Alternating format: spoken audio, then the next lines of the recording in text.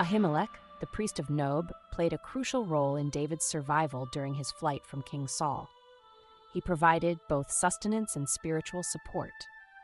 When David arrived in desperate need, Ahimelech offered him the consecrated bread from the tabernacle, ensuring he had the strength to continue his journey.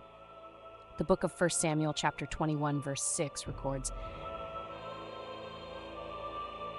The priest gave him the consecrated bread, since there was no bread there except the bread of the presence that had been removed from before the Lord and replaced by hot bread on the day it was taken away.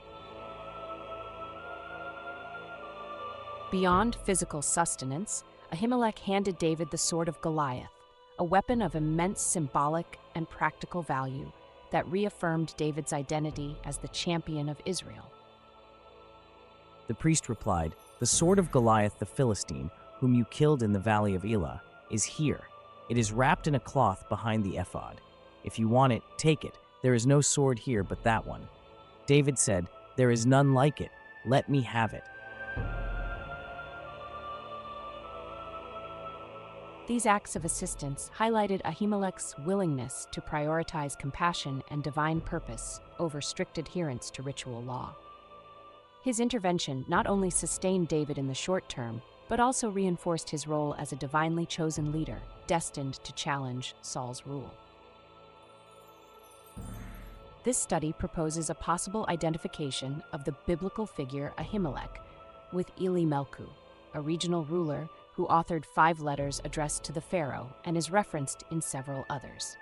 The pharaoh's high regard and trust in Ili-milku are vividly demonstrated in Amarna Letter number 369, where Ili-milku is given the task of choosing female cupbearers, which is a position not only connected to religious practices, but also requiring utmost trust due to the risk of poisoning. The text of this letter reads, Ili-milku, the pharaoh herewith sends to you Hani, the stable overseer of the archers, along with everything for the acquisition of beautiful female cupbearers, silver, gold, linen garments, carnelian, all sorts of precious stones, an ebony chair, all alike, fine things. Indeed, the names Ili-milku and Ahimelech are phonetically similar, but there are etymological differences since the name of biblical Ahimelech means brother of the king, while its Amarna's counterpart is translated as God is my king. But there can be several explanations for why keeping both names very similar phonetically but different etymologically. The history of Judaism is filled with examples of such changes and puns on words. And sure, having a change from God is my king, which could have a theologically problematic interpretation for the Judaic mindset during a period of pagan-ingrained culture when retelling the story of King David to brother of the king as to emphasize his alliance with David can be easily defended. Besides, any lingering doubts about the identification of Ili-milku to Ahimelech will be decisively resolved by a far more compelling argument. The documentation of a catastrophic event that impacted this king, an event recorded with striking consistency in both the biblical narrative and the Amarna Letters. The biblical account in the book of 1 Samuel chapter 22, verses 16-20, writes about a massacre that was perpetrated by King Saul against this Ahimelech character. The book explains the massacre was a response of the jealous king because Ahimelech had helped David by sheltering him. This is why Saul boasts against him. You will surely die, Ahimelech, you and your whole family. The threat seems to have reached its fulfillment a few verses later, when it is described that under the orders of Saul, his men slaughtered the place.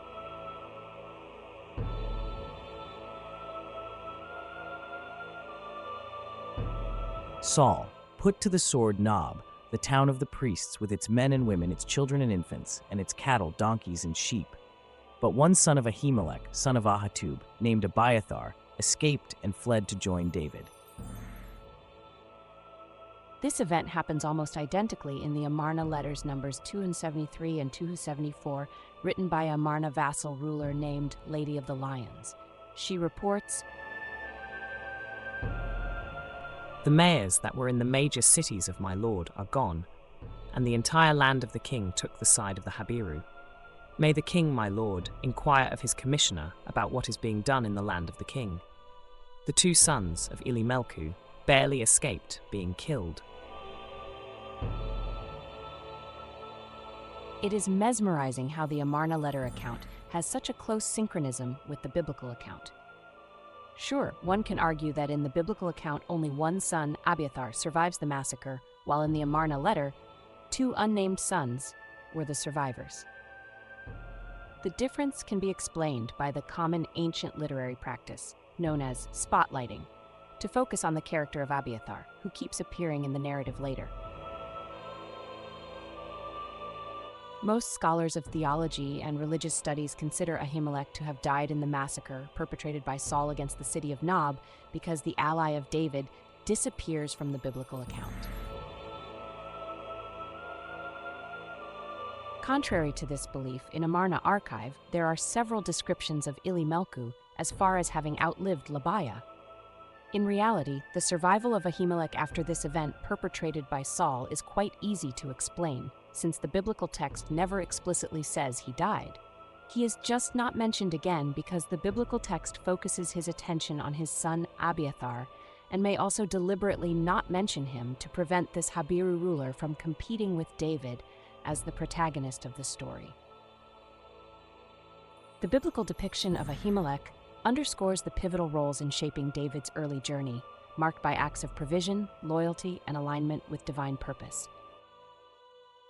These actions paved the way for David's subsequent exile under the protection of the Philistines during Saul's relentless pursuit. This period, marked by both survival and diplomacy, saw David forming an unexpected alliance with the king of Gath and marrying Abigail, the widow of Nabal. Intriguingly, according to an Amarna letter, David may have even arranged a marriage between one of Abigail's daughters and Ahimelech to solidify his political alliances.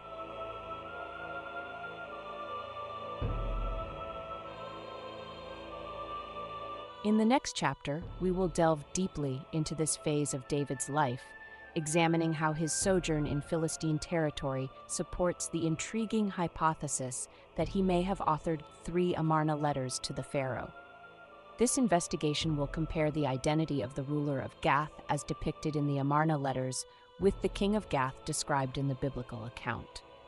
Additionally, by recognizing that the king of Gath and the pharaoh represent different tiers within the same hierarchical structure, we will explore the theme of deceit, drawing parallels between David's conduct toward the king of Gath and that of Tagi of Gintikirmiel, who similarly exploited the pharaoh by offering excuses rather than fulfilling his tribute obligations.